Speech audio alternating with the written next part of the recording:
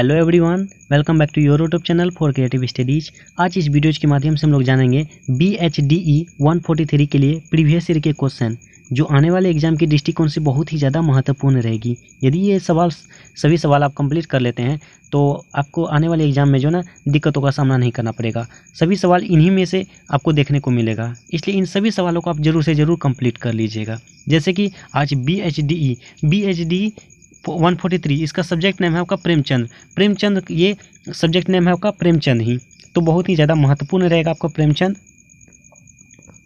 Clear ना? चलिए हम लोग देखते हैं सबसे पहले वे सवालों को जो बहुत ही ज़्यादा महत्वपूर्ण रहेगी आपका। जैसे क्वेश्चन नंबर फर्स्ट में है, प्रेमचंद के उपन्यासों का परिचय प्रस्तुत कीजिए। देखिए प्रेमचंद आपका सब्जेक्ट नेम है, उसके बाद चैप्टर में भी है आपका सब्जेक्ट नेम है, तो ये बहुत ही ज़्यादा महत्वपूर्ण है। और आपको भी पता है प्रेमचंद हिंदी के महान उपन्यास लेखक में से एक हैं, तो ये क्वेश्चन आपके एग्जाम के दृष्टिकोण से बहुत ही ज़्यादा महत्वपूर्ण रहेगी कि प्रेमचंद के उपन्यासों का परिचय प्रस्तुत कीजिए। जैसा कि ये क्वेश्चन आपका जो है असाइनमेंट के क्वेश्चन में भी पूछा जा चुका है, तो इस क्वेश्चन को आप नज़रअंदाज नहीं कर सकते। ये क्वेश्चन आपके लिए बहुत ही ज़्यादा महत्वपूर्ण रहेगी, ठीक है ना? इसलिए 100% इस पर देना है आपको।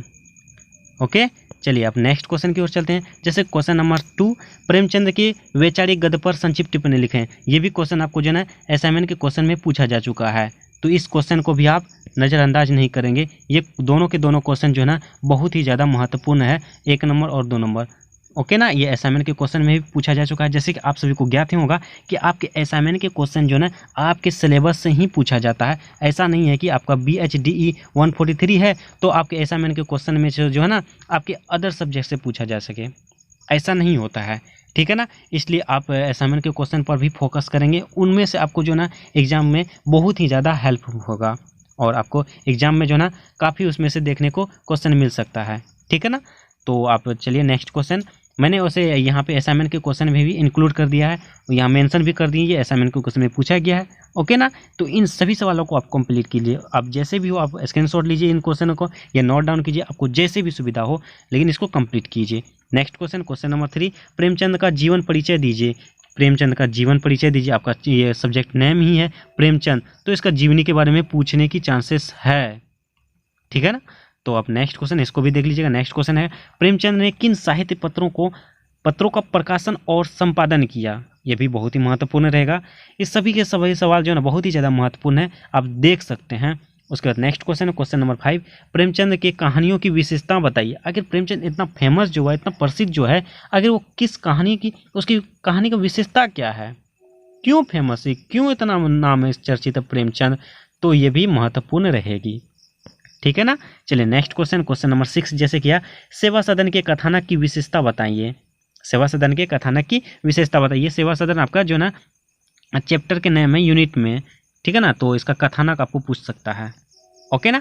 चलिए नेक्स्ट क्वेश्चन, सेवा सदन उपन्यास से पहले भी हिंदी में अनेक उपन्यास लिखे जा चुके थे। इस उपन्यास की मौलिकता क्या है, स्पष्ट करें। यह भी क्वेश्चन महत्वपूर्ण रहेगा। नेक्स्ट क्वेश्चन है क्वेश्चन नंबर 8, प्रेमचंद के उपन्यासों के संवादों की विशेषता लिखिए। ओके, नेक्स्ट क्वेश्चन, प्रेमचंद को उपन्यास सम्राट क्यों कहा जाता है। ये भी भैया एक क्वेश्चन है, तो आखिर क्यों कहा जाता है, तो ये पूछ सकता है, ठीक है ना? चलिए नेक्स्ट क्वेश्चन है, प्रेमचंद के उपन्यासों के संवादों की विशेषता लिखिए। नेक्स्ट क्वेश्चन नंबर 11, सुमन और शांता के चरित्र का अंतर स्पष्ट करें। एक इसमें स्टोरी मिलेगा, एक कहानी है, तो उसमें जो है ना सुमन और शांता के बीच एक चरित्र चित्रण होता है, उसके बारे में स्पष्ट करने को कहा जाएगा।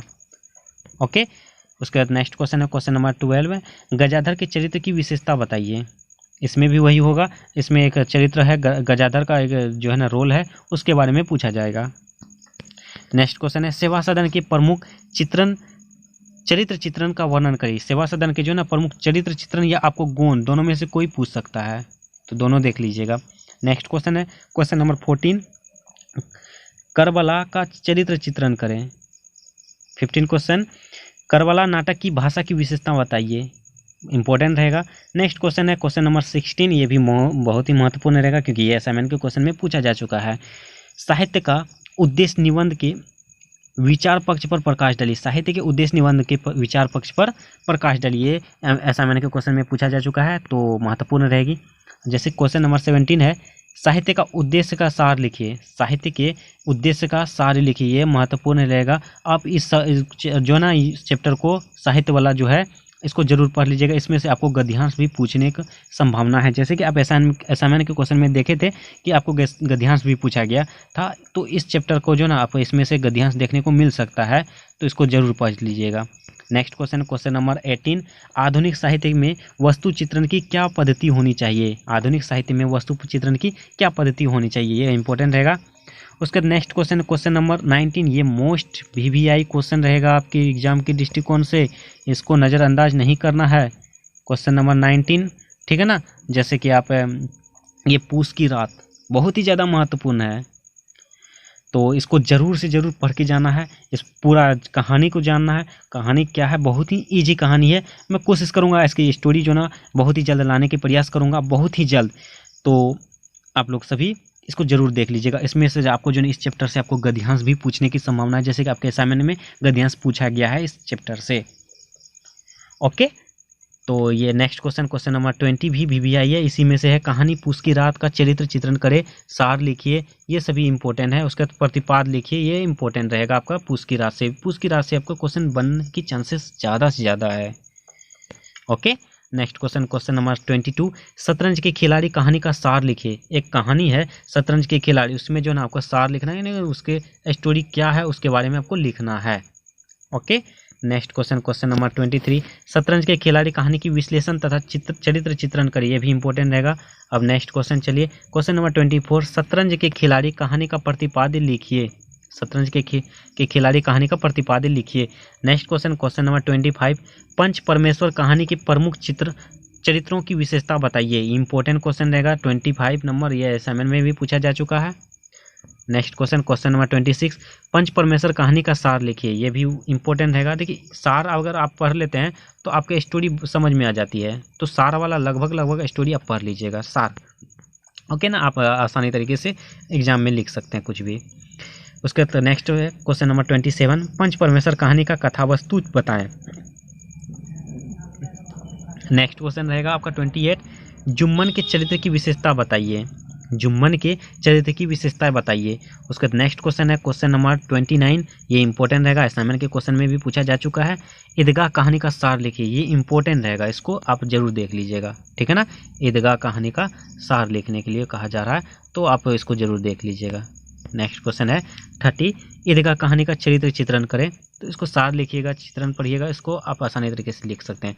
अब नेक्स्ट क्वेश्चन है क्वेश्चन नंबर 31, ईदगाह कहानी की कथावस्तु की विशेषता बताइए। ईदगाह कहानी की कथावस्तु की विशेषता बताइए। ईदगाह जो है ना, पहले भी आप पढ़े होंगे अंडर 10th में भी ईदगाह की स्टोरी है, उसके बाद अभी भी है, तो ये बहुत ही ज़्यादा महत्वपूर्ण है, तो इसको देखना बहुत ही ज़्यादा ज़रूरी है।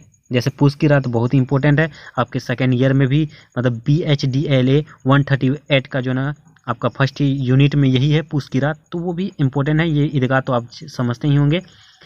नेक्स्ट क्वेश्चन है क्वेश्चन नंबर 32, दो बैलों की कथा की कथावस्तु पर संक्षिप्त टिप्पणी लिखें या वाचन लिखें। ये दो बैल है, एक स्टोरी है दो बैलों की, तो उसमें कथावस्तु के चरित्र चित्रण करने को कहा जाएगा। ये भी क्वेश्चन आपको असाइनमेंट के क्वेश्चन में पूछा जा चुका है, ठीक है। अब नेक्स्ट क्वेश्चन है, लास्ट क्वेश्चन है आपका, दो बैलों की कथावस्तु पर लेख लिखें। दो बैलों की कथा की कथावस्तु पर लेख लिखने के लिए कहा जा रहा है। ये टोटल अभी 33 क्वेश्चन है, जो बहुत ही ज़्यादा महत्वपूर्ण है आपकी परीक्षा के दृष्टिकोण से, एग्जाम के दृष्टिकोण से। तो इन सभी सवालों को आप यदि कंप्लीट कर लेते हैं, आपके एग्जाम हॉल में दिक्कत का सामना बिल्कुल भी नहीं करना पड़ेगा। क्लियर? तो इन सभी सवालों को आप जरूर से ज़रूर कंप्लीट कीजिए, और मैं कोशिश करूँगा इसका आंसर भी बहुत ही जल्द अपलोड करने की, और हमारे साथ जरूर से ज़रूर जुड़े रहें। और भी सब्जेक्ट के प्रीवियस ईयर के क्वेश्चन और क्लासेस अवेलेबल हो चुकी है, पोस्ट रेगुलर हो रही है, आप सभी उसमें भी जाके क्लास कर सकते हैं। ओके, और आप सभी से एक निवेदन है, जो भी इस चैनल में न्यू है प्लीज़ चैनल को सब्सक्राइब कर लीजिए, बेल आइकन को हिट कर दीजिए, और वीडियो पसंद है तो लाइक कीजिए। कमेंट के माध्यम से यदि आपका सब्जेक्ट और भी बाकी सब्जेक्ट के चाहिए तो सब्जेक्ट को जरूर कमेंट कीजिए, उसके बाद अपने दोस्तों को भी शेयर कीजिए, ठीक है। चलिए मिलते हैं नेक्स्ट वीडियो में, तब तक के लिए थैंक यू।